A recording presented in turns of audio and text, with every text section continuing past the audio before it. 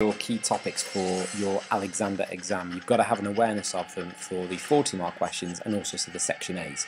Today we're going to focus just on the topic of Alexander's relationship with the Greek city-states. Now, if you remember, Module 2 finishes in 404 BC at the end of the Peloponnesian War. Your Alexander module doesn't really pick up until 338 BC at the Battle of Chaeronea. So we've still got to have an understanding of that 60-70 year gap between Module 2 and Module 3 in order to really understand this topic. Now, bear in mind that by the end of the Peloponnesian War and by the start of your Module 3, the Greek city-states' fortunes had really started to collapse. The city-states were fragmented, weak after 150 years of constant warfare, and were essentially exhausted. Macedon in the north of Greece, largely unaffected by all of this, had gain in strength, and because it wasn't a democracy or an oligarchy under the rule of a king, it was therefore much more stable and stronger than the Greek city-states by the 4th century BC. Now, with Macedon becoming more powerful, there were certainly split Greek attitudes towards the Macedonian problem, especially in Athens. Certainly one view that we've got is the view of Isocrates, who thought that Philip should be the champion of concord for the Greeks, while the opposite was typified by Demosthenes and his Philippics, who viewed Philip as a vile fellow of Macedon, a barbarian, and Macedon as a real threat to the independence of the Greek city-states. This culminated in one of the first key events of Alexander's life, or his historical actions, at the Battle of Chaeronea in 338 BC, where Alexander personally led the charge of the Campanian cavalry and wiped out the Theban sacred band, the Lion of Chaeronea being placed on the graves of the 292 Theban sacred band members killed at Chaeronea. Following Chaeronea in 338 BC, Philip enforced the League of Corinth on the Greek city-states. And you need to know the positives and negatives of the League of Corinth on the Greek city-states. Philip was established as hegemon, leader of the League. There are some positives. The Greeks were forcibly unified, and certainly was a mutual defence pact. Moreover, it also meant that the Greeks were politically independent. They were guaranteed their political independence. However, the negatives was that it was forced on the Greeks. There were garrisons, and Antipater, as regent of the Greece, was in control whilst Philip or Alexander were campaigning.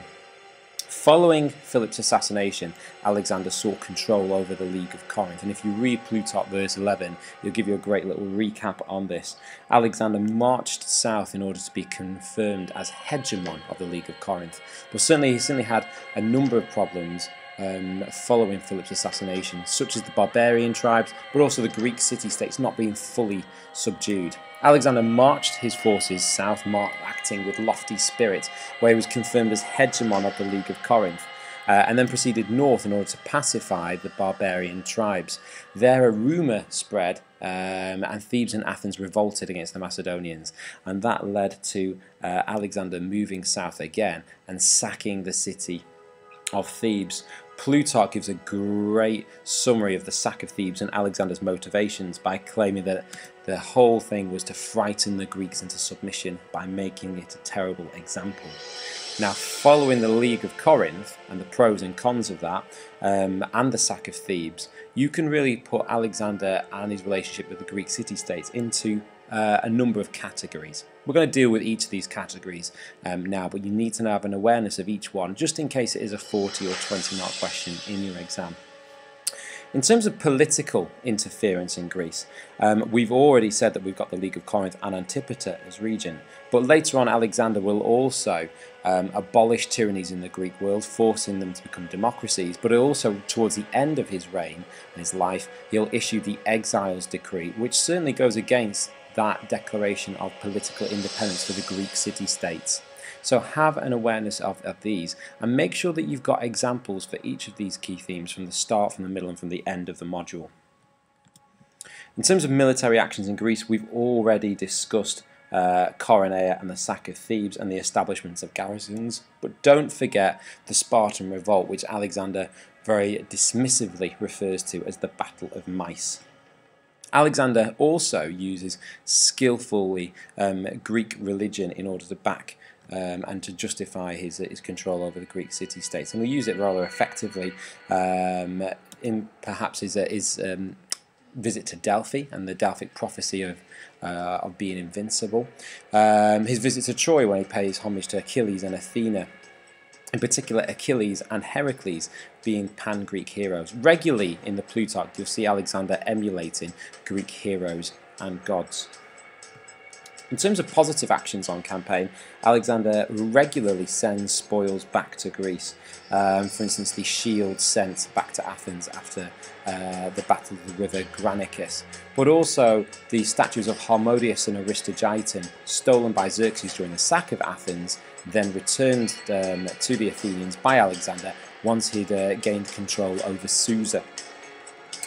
Finally, the negative actions on campaign. Again, make sure that you have a range of examples from the start, from the middle and from the end of the module. Negative actions on campaign, there's certainly loads, in particular to do with the Greek mercenaries that fight on the Persian side and are the most loyal of Darius' troops, the capture of the 4 Greek envoys in Darius' camp, and certainly the speech that Alexander delivers just before the siege of Tyre, where he makes a reference of Athens being an ally through fear and Sparta openly hostile.